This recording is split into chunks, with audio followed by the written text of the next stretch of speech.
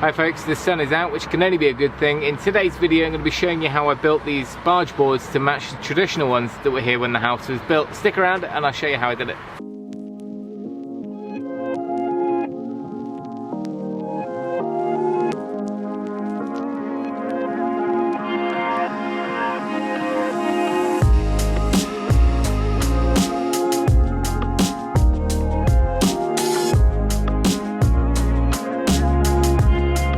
So one of the big additions in the last week has been getting the gable ends sorted, getting the barge boards put back in, the new ones, restoring the purlins, and getting all that side of things done. Now this is how we're looking now.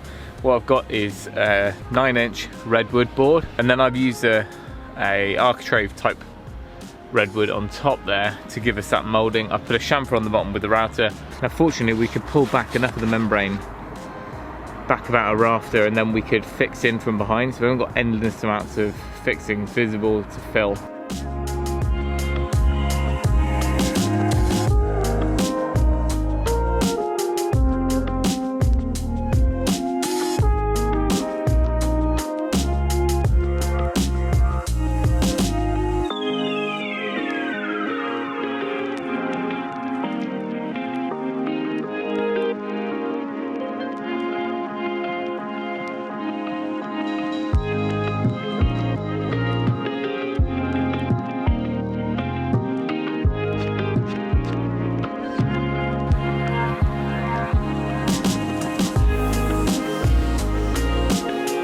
Right, now you've seen what they look like when they're relatively finished, or at least installed. I'll show you how we're actually going to do it. The other end is still yet to be done, so what we need is 2 short lengths and 2 full lengths to make up the full length of the roof. It's about 5.4 meters from the ridge down to the eaves.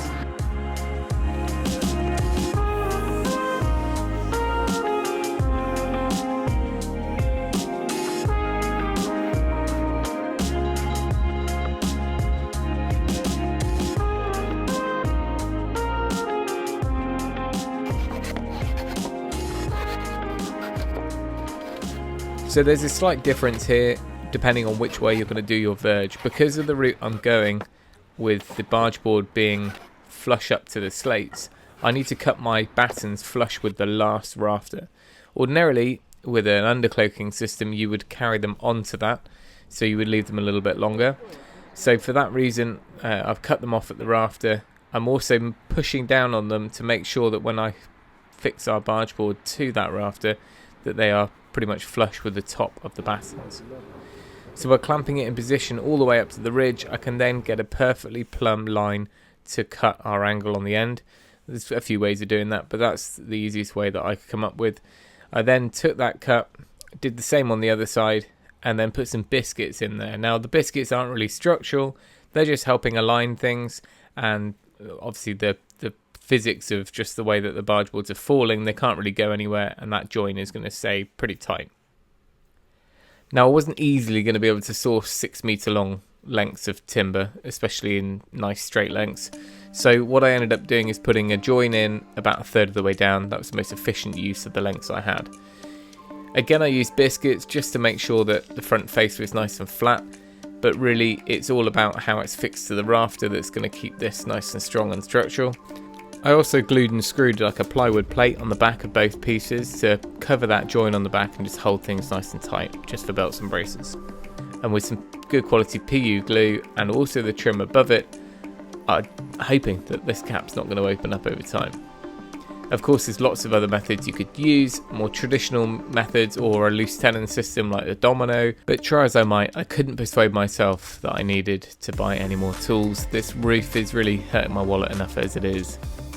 Right, I thought I'd give you a look at how I am doing the verges on the edges of the roof. Now, being slate, a lot of people use undercloaking, which is like a cement fibre board that goes down on top of your barge board or on top of your wall, and then your battens carry over that slightly, and then you fill it with mortar. Now that's fine, but often you get kind of cracks forming in that over the years.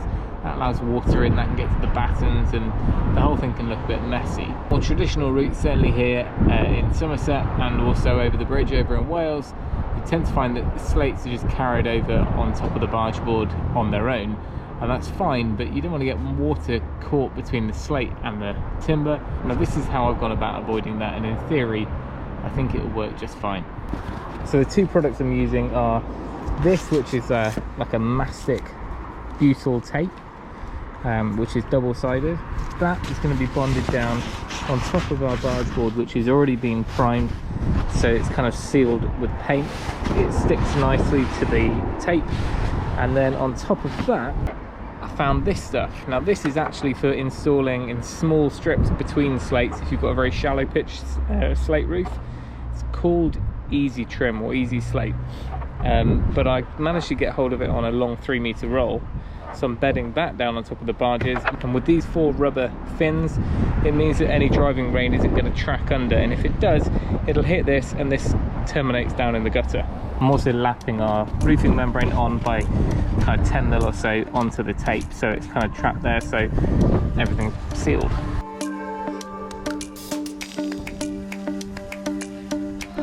Although it will overhang a bit more, you end up with this gap here because we've kicked up our bottom course. So we just need to make a little wooden wedge to go in there.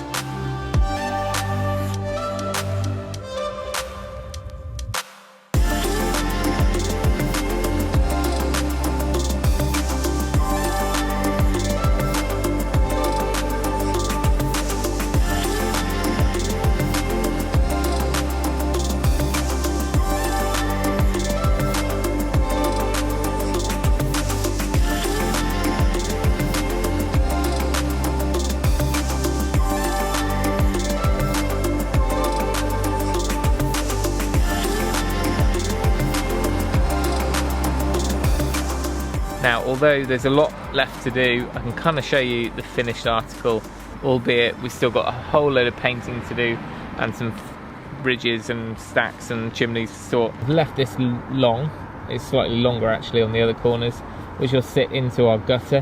So if anything does drive under here or track underneath the bottom of the slates, it's going to hit one of these rubber fins and track it.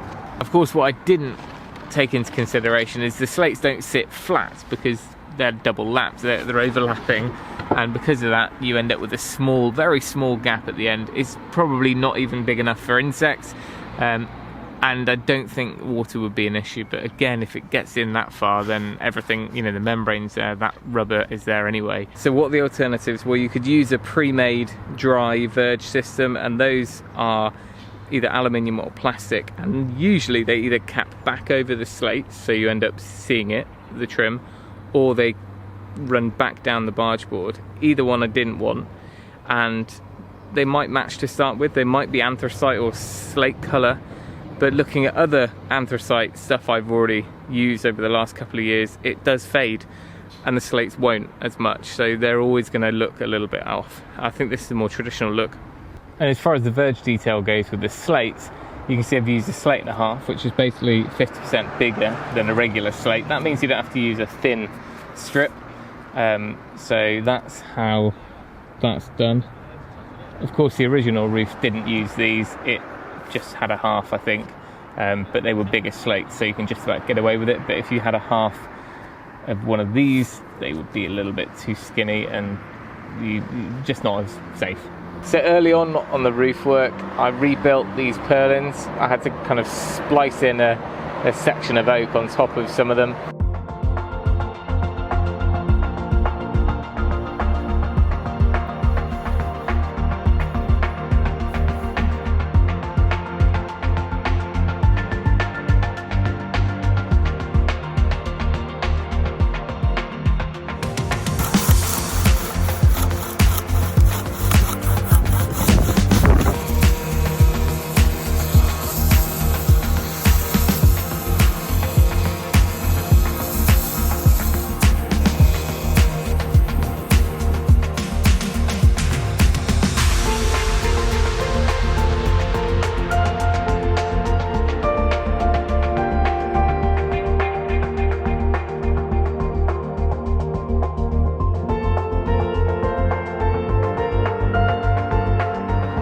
Another thing which I was concerned about by using wood is getting quality wood, and I looked at hardwoods, and I looked at everything really, Accoya engineered wood, but I found this redwood, and I know softwoods are nowhere near what they used to be, but I tell you what, the grain that is on this piece of wood that I've used for the barge boards is so tight that it's got to be okay. I mean, it's hundreds of years, well, it's probably 100 years old. It's nothing like the fast-growing softwood that you see for stud work and things like that, or even the lower quality redwood. All right, there we go, folks. There's a look at how you can manage to do things without using all the modern building materials. Sometimes they're great, sometimes they're unnecessary, and I think this is one of those kind of situations where keeping it original, traditional looking, keeping it high-grade timber, and thinking about where water can be and where it can get out, it should be just fine, and it's got that nice look to it. But doing it this way, we're using the natural properties of the building materials, so you know, the slate is going to hold the water off itself, the overhang is going to prevent driving rain from getting in underneath. We've made sure that we've got a really high grade timber, and also the paint system we're using, the linseed paint, makes sure that if there's ever any moisture in that wood, it can actually breathe back out of the wood.